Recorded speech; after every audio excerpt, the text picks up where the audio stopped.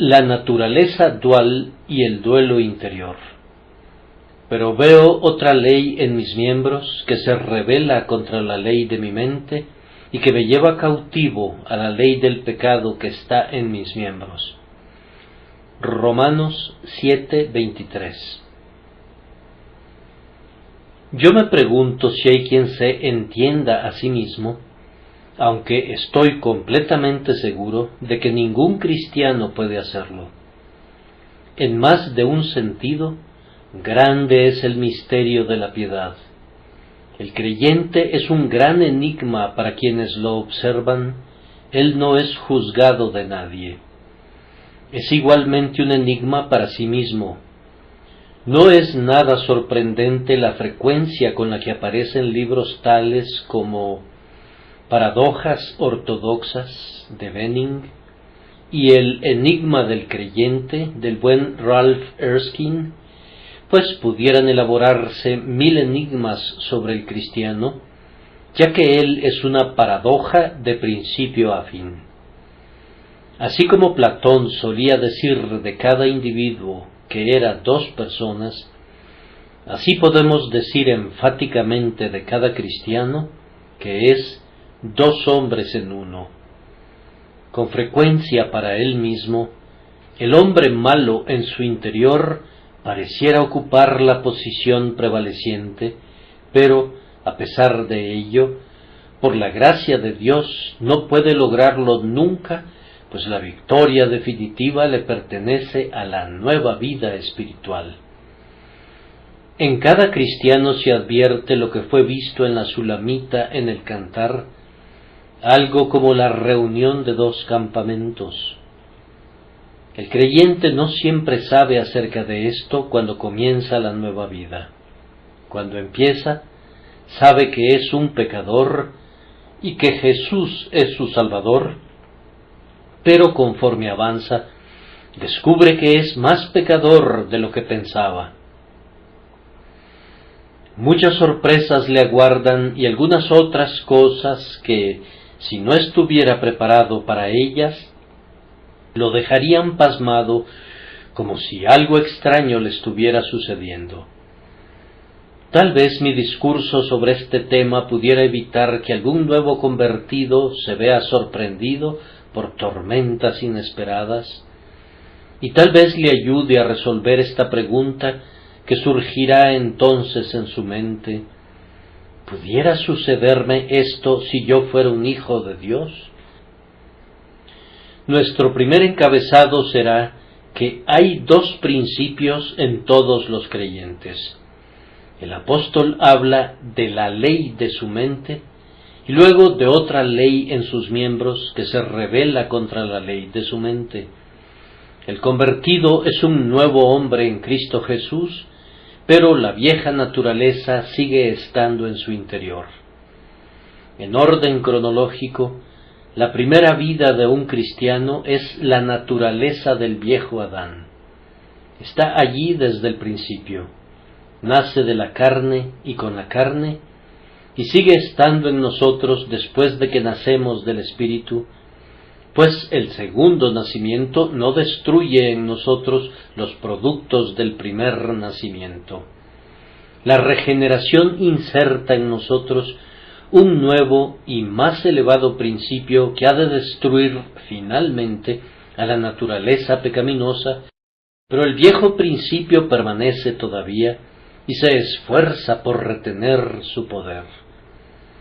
Algunos suponen que la mente carnal ha de ser mejorada, que ha de ser gradualmente amansada y santificada, pero ella es enemistad contra Dios y no está reconciliada con Dios, ni tampoco puede estarlo, en verdad.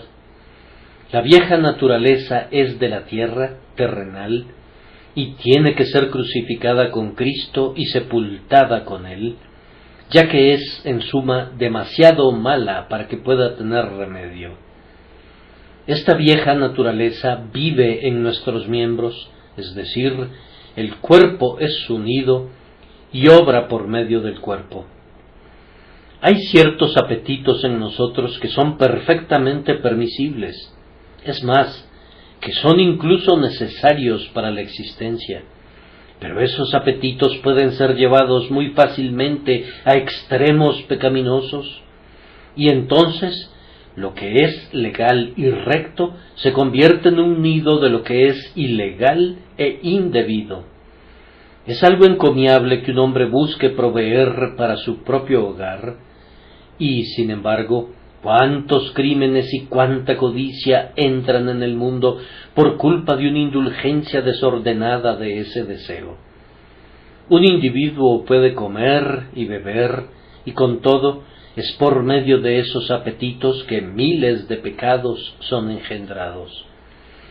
Cuando se encuentra en su recta condición, un hombre pone un freno en la boca de sus deseos y los sujeta como con cabestro y con freno. Su naturaleza superior gobierna sus apetitos corporales, pero no sin un gran esfuerzo, pues, desde la caída de Adán, la máquina trabaja siempre irregularmente y no es controlada apropiadamente por lo que debería ser su fuerza gobernante. Me he enterado de algunos profesantes que sueñan con que el pecado está completamente destruido en ellos y que ya no tienen más tendencias perversas ni malos deseos. No voy a contradecir su creencia. Si así fuera, yo los felicito y desearía grandemente que a mí me sucediera lo mismo. Sin embargo, he tenido alguna experiencia con esa gente perfecta y generalmente me han parecido las personas más desagradables, quisquillosas y sensibles del mundo, y algunas de ellas han resultado ser hipócritas tan detestables que más bien me da miedo una persona que no tenga ninguna imperfección. Tan pronto como me doy cuenta de que un hermano declara que ha vivido sin pecado durante largos meses, me pregunto si su vicio secreto es la concupiscencia, o el robo, o la bebida, pero estoy seguro de que en una u otra parte hay una vía de agua en el barco. El pecado que acecha en la carne se debilitará en la medida en que se fortalezca el santo principio del cual debo hablar, y no debe ser tolerado o excusado en ningún momento, sino que debemos luchar contra él y vencerlo, y finalmente habrá de ser destruido en nosotros por completo. Sin embargo, está allí, y el joven cristiano no debe quedarse perplejo al encontrarlo allí. Cuando nacemos de nuevo llega a nuestra alma la simiente viva e incorruptible de la palabra de Dios que vive y permanece para siempre. Se asemeja a la naturaleza divina y no puede pecar porque es nacida de Dios.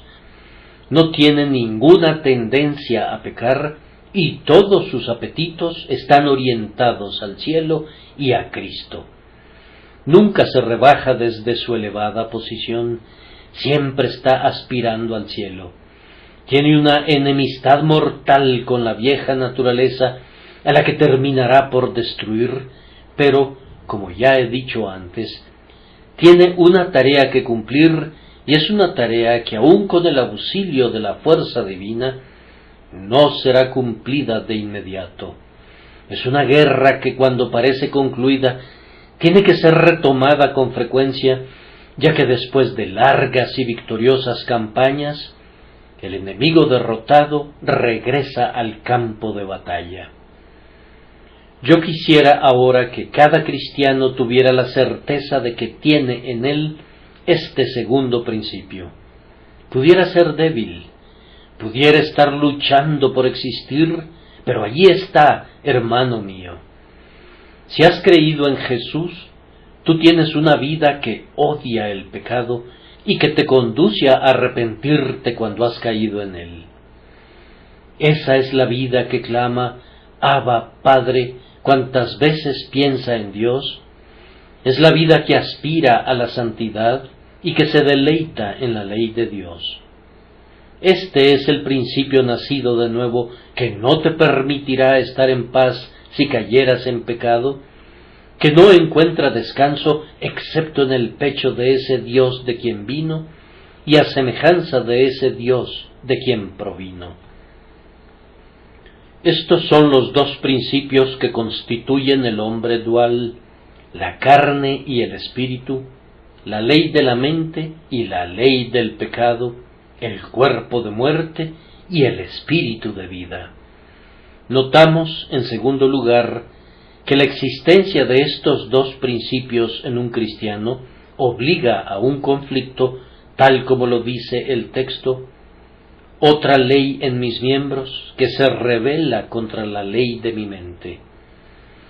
En nosotros el león no se acostará con la oveja, el fuego no estará en buenos términos con el agua, la muerte no conversará con la vida, ni Cristo con Belial.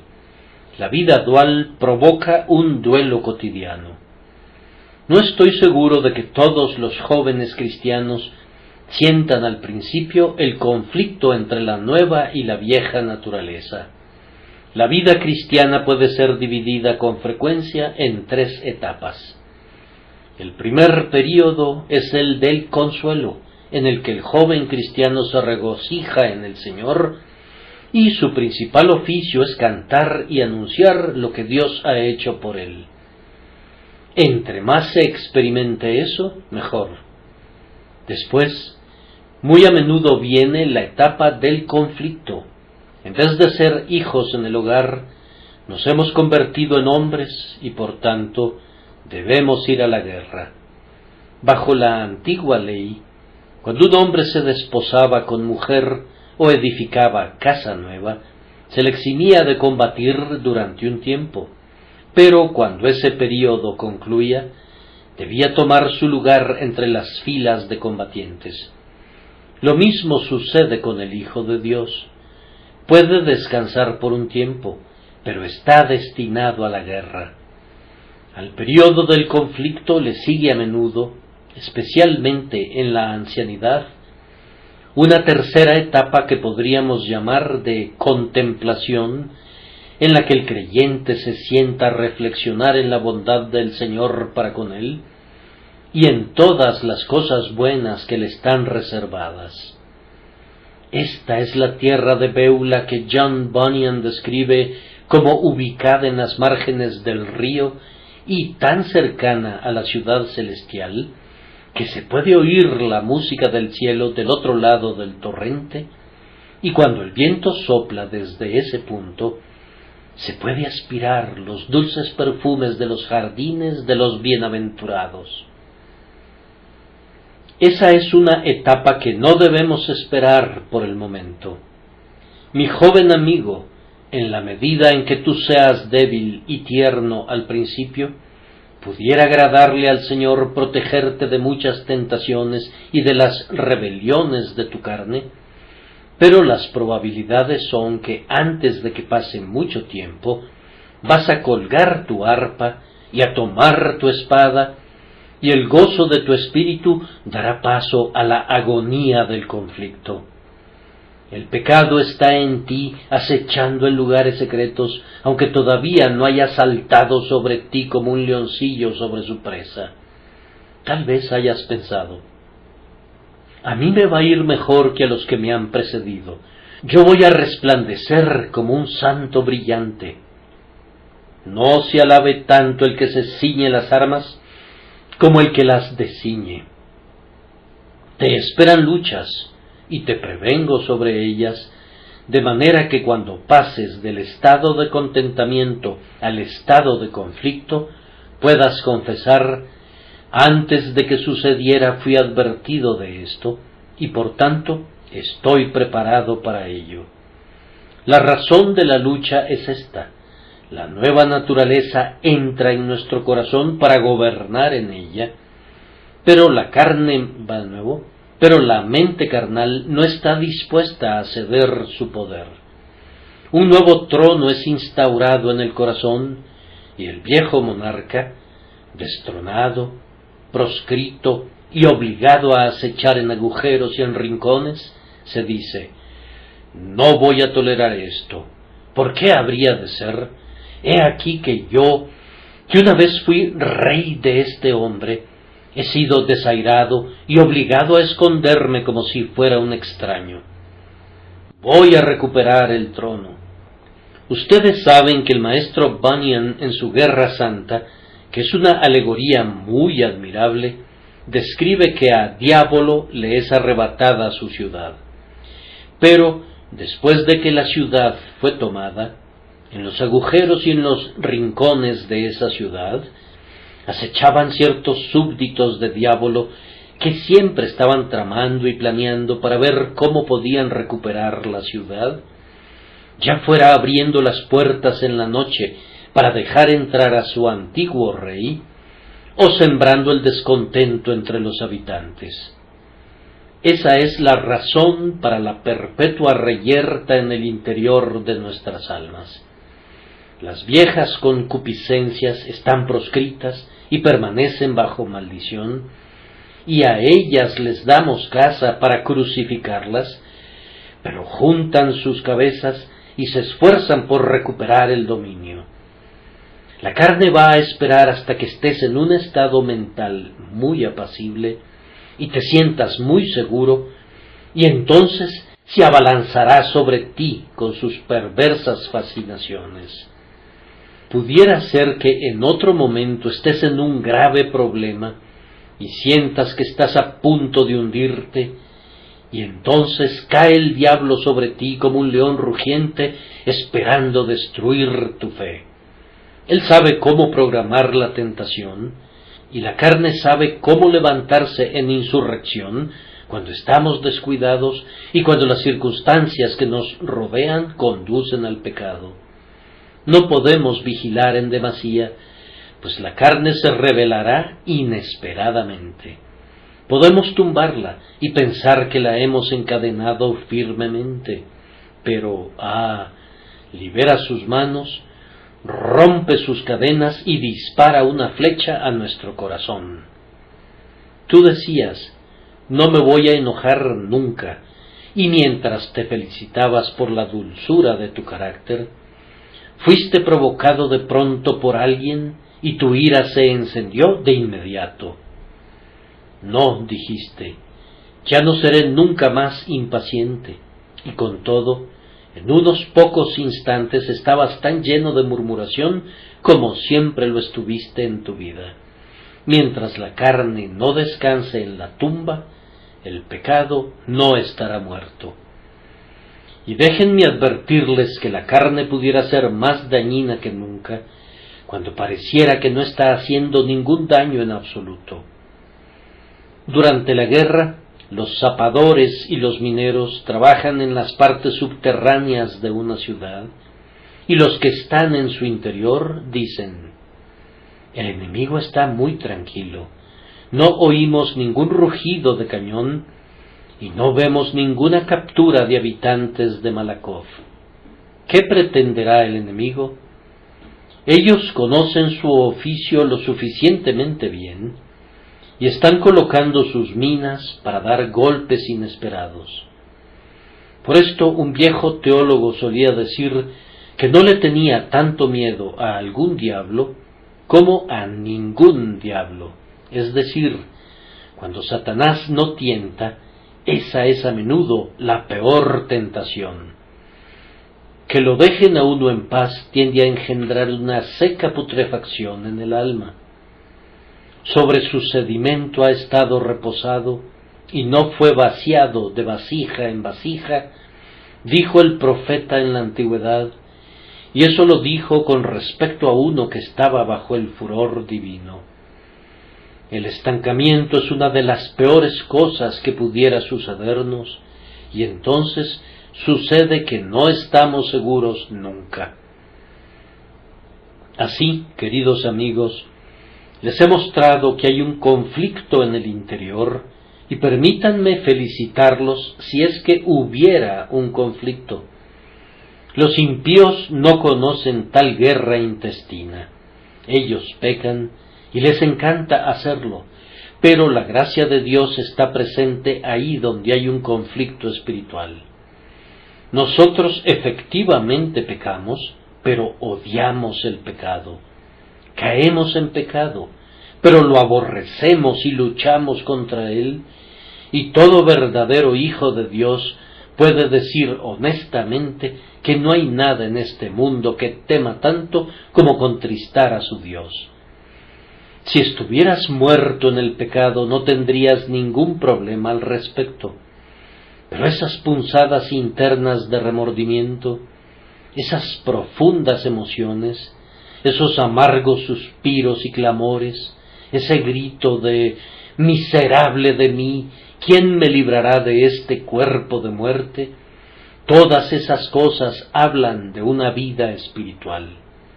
Si bien yo simpatizo con tu aflicción, te felicito por sentirla, pues esa es una de las señales de un hijo de Dios. No olvides que en los hombres regenerados hay dos fuerzas que se oponen y que obligan a una guerra vitalicia. En tercer lugar, tenemos que notar ahora que esta guerra nos conduce algunas veces a la cautividad. Observen, veo otra ley en mis miembros que se rebela contra la ley de mi mente y que me lleva cautivo a la ley del pecado que está en mis miembros. ¿Qué quiere decir eso?, dirá alguien. Quiere decir que si pecas siendo un hijo de Dios, eso será un cautiverio para ti. El pecador puede encontrar placer en el pecado, pero tú no, si es que eres un hijo de Dios. Si cayeras en pecado, serías como un esclavo en cadenas, encerrado en un horrible calabozo. Pero, ¿acaso la vieja naturaleza sujeta a los cristianos a un cautiverio? Sí, de la manera siguiente. Primero, un cristiano se siente cautivo por el solo hecho de que la vieja naturaleza se haya levantado en su interior. Permítanme explicarme. Supón que la vieja naturaleza te sugiera algún pecado. Tú odias el pecado y lo aborreces, y te desprecias por estar expuesto a ser tentado de esa manera. El simple hecho de que un tal pensamiento haya atravesado por tu mente es ya una servidumbre para tu espíritu puro. No caes en el pecado, sacudes a la serpiente, pero sientes sobre tu alma su viscosa sustancia. ¿No sabes lo que es tener un impulso muy violento hacia un mal cuyo simple pensamiento es detestable para ti? Tu mente regenerada exclama: ¿cómo, pues, haría yo este grande mal y pecaría contra Dios? Pero aún así la carne dice: hazlo, hazlo, hazlo, y retrata su dulzura y su placer. Con toda tu alma te enfrentas a la tentación. Un sudor frío brota en tu frente ante el simple pensamiento de caer en una transgresión tan inmunda, y clamas a Dios en oración. Pero con todo, el cautiverio de tu alma es grande mientras dura la prueba, y aún por causa de su simple recuerdo. Te dices: me temo que tuve un flirteo con la tentación. La carnada no habría sido tan atractiva para mí si no hubiera habido algún consentimiento de mi alma en cuanto a ella.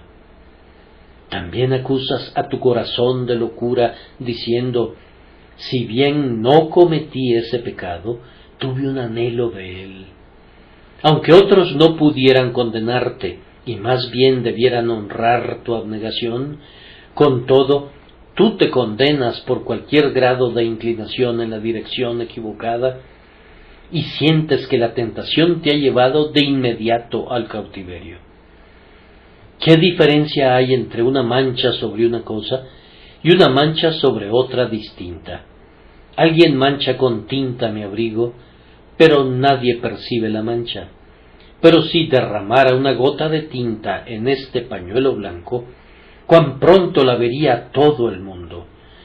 La vieja naturaleza es como un abrigo negro, demasiado oscuro para mostrar una mancha, pero la mancha de tizne de una tentación que cae sobre el fino lino blanco de la nueva naturaleza nos turba sobremanera. La vemos y la aborrecemos y clamamos a Dios para vernos libres de ella. El simple tránsito de la tentación a través de un alma regenerada la lleva al cautiverio. Un día, estando en Roma, me quedé mirando una gran fotografía muy bien tomada de una calle y de un antiguo templo. Nunca había visto una fotografía tan excelente, pero noté que por todo el centro de la fotografía había un rastro de una mula y de una carreta. El artista hizo todo lo que pudo para taparlo, pero allí estaba el fantasma de la carreta y de la mula por todo el centro del cuadro. No digo que lo arruinara, pero ciertamente no le daba ningún realce. De igual manera, muchas veces cuando nuestro corazón está más limpio y muestra mejor la imagen de Dios, por todo lo ancho del hermoso cuadro aparece el rastro de una tentación y nos afligimos. Un novato observador en materia de arte pudiera dejar de advertir la marca sobre la fotografía, pero un artista cuidadoso con un elevado ideal sufre al ver su obra desfigurada de esa manera. Lo mismo sucede con las manchas morales. Lo que el hombre común opina que es una nimiedad, resulta ser una gran aflicción para el Hijo de Dios de limpio corazón, razón por la cual es llevado al cautiverio. A veces el cautiverio de un cristiano consiste en la pérdida de su goce debido a la rebelión de la carne. Digo algo que estoy seguro que conocen muchos de los hijos de Dios que están presentes. Ustedes están regocijando en el Señor y triunfan en su nombre, pero poco a poco alguna corrupción lucha por alcanzar el dominio. No se levantará, dices tú, la derribas, pero se esfuerza y tú también te esfuerzas, y en la lucha pareciera que te has arrebatado el gozo del Señor, que era tu fuerza. ¿Te aterra un sentido del terrible hecho de la presencia de la lepra en la casa de barro en la que vives? Y estás tan ansioso por eliminar la lepra de las paredes que preferirías ver que la vieja casa se desmorona haciéndose polvo antes que vivir donde el mal se te acerca tan fácilmente. Este espectáculo del pecado engendrado en tu interior es una influencia deprimente para tu gozo. Quieres cantar las loas de Dios, pero la tentación viene justo en ese preciso instante y tienes que combatir con ella, y el canto cede su lugar al grito de batalla. Es tiempo de orar y tú estás en una actitud de devoción, pero de alguna manera no puedes controlar tus pensamientos. Andan vagando por aquí y por allá bajo el dominio de la carne. Mis pensamientos semejan con frecuencia muchos potros desbocados que destrozan irrestrictamente los campos de mi alma. En la santa contemplación tratas de concentrar tus pensamientos en el tema a la mano y no puedes. Muy probablemente alguien toca a la puerta en ese mismo momento, o un niño comienza a gritar, o un hombre comienza a tocar un órgano bajo tu ventana. ¿Y cómo puedes meditar? Todas las cosas parecen estar en contra tuya. Cositas externas que son nimiedades para otros, a menudo comprueban ser terribles perturbadoras para tu espíritu, y lo que hace sonreír a otros, a ti te hace llorar, pues la carne se asirá de las preocupaciones más mezquinas para impedir que entres en comunión con el Señor tu Dios. De esta manera, al arrebatar nuestro gozo y al arrebatar nuestra comunión, la vieja corrupción en nuestro interior nos conduce a la cautividad. Pero, hermanos, eso no es todo, pues no siempre escapamos del pecado real. En momentos de olvido hacemos lo que quisiéramos deshacer de buena gana y decimos lo que de buena gana quisiéramos desdecir. El espíritu está dispuesto a ser perfecto, pero la carne es débil, y entonces la consecuencia para un hijo de Dios es que se siente cautivo. Ha cedido a halagos traicioneros y ahora, como a Sansón, sus guedejas le han sido recortadas. Sale para liberarse como lo hacía antes, pero los filisteos están sobre él. Su Dios no está con él, y sería algo dichoso para él si no perdiera sus ojos y no llegara a moler en el molino como un esclavo.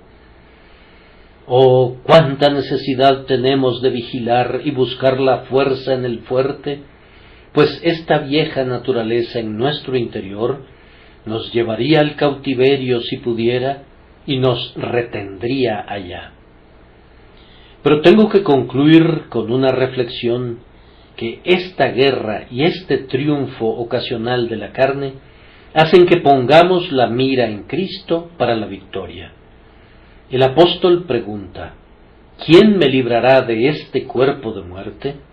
Y su respuesta es, gracias doy a Dios por Jesucristo Señor nuestro. Hermanos y hermanas, estoy persuadido de que no hay ningún lugar tan seguro y ninguno tan apropiado y adecuado para cualquiera de nosotros como el lugar de un pecador al pie de la cruz. He leído mucho acerca de la perfección en la carne y he tratado de obtenerla.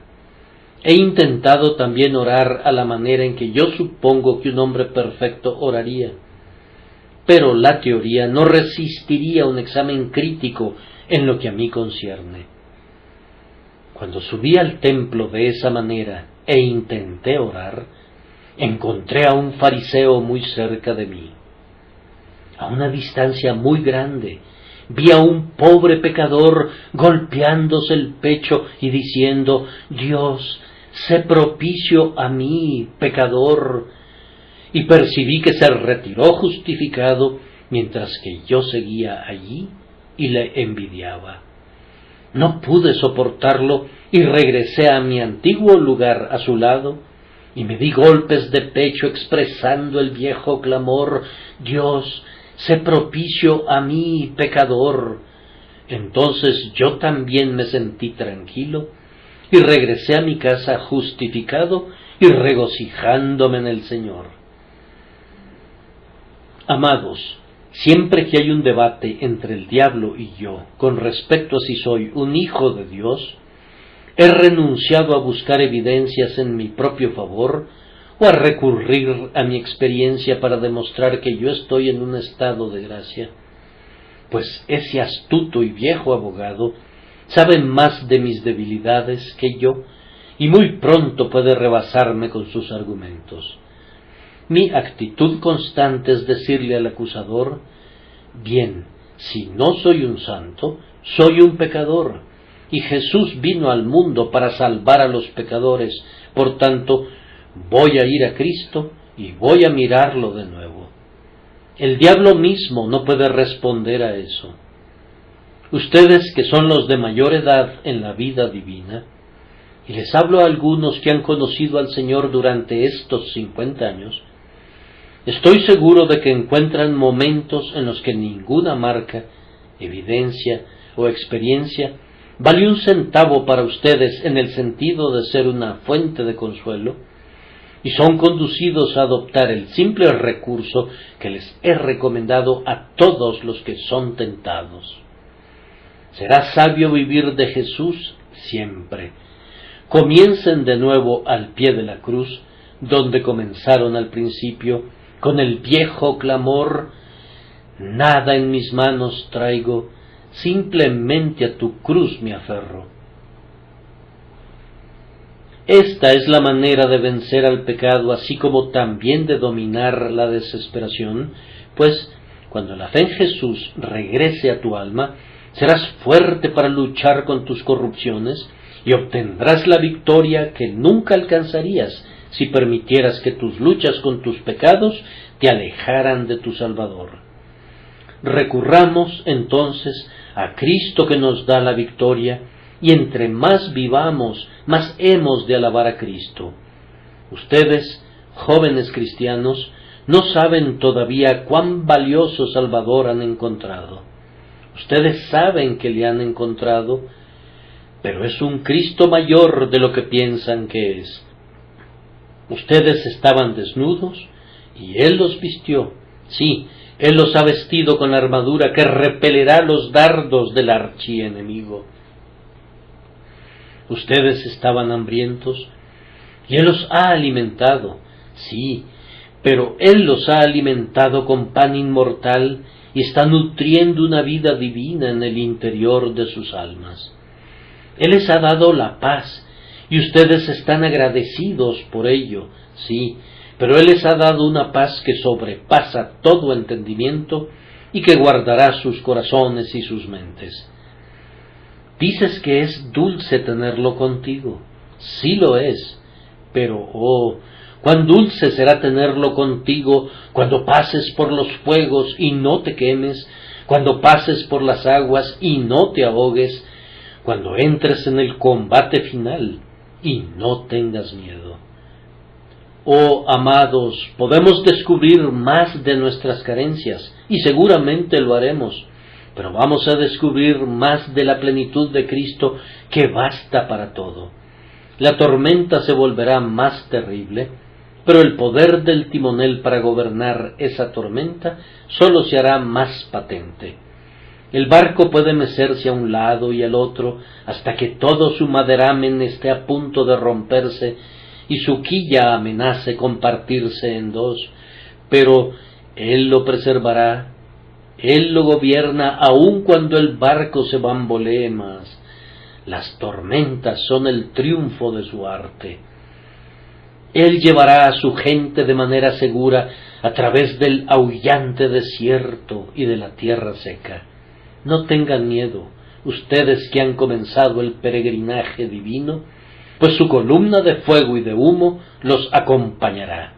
Es cierto que hay dragones, pero con la espada del Espíritu herirán al dragón así como fue herido en el Mar Rojo en la antigüedad. Habrá que luchar con la muerte, pero Cristo murió y ustedes saldrán victoriosos sobre la tumba. Esperen el conflicto. No se sorprendan cuando llegue, pero con la misma confianza esperen la victoria y den voces anticipándola. Tan ciertamente como el Señor los ha llamado a esta guerra celestial, Él los sustentará a lo largo de ella. Ustedes cantarán al otro lado del Jordán a aquel que los amó y los lavó de sus pecados en su sangre.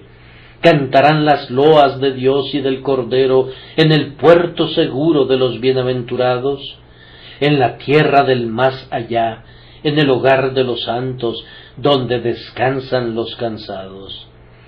Quisiera Dios que este sermón tuviera una relación con todos aquellos que lo oigan o lo lean, pero me temo que no es así. Que Dios les conceda que no se queden tranquilos en el pecado, pues estar en paz con el pecado es dormirse camino al infierno.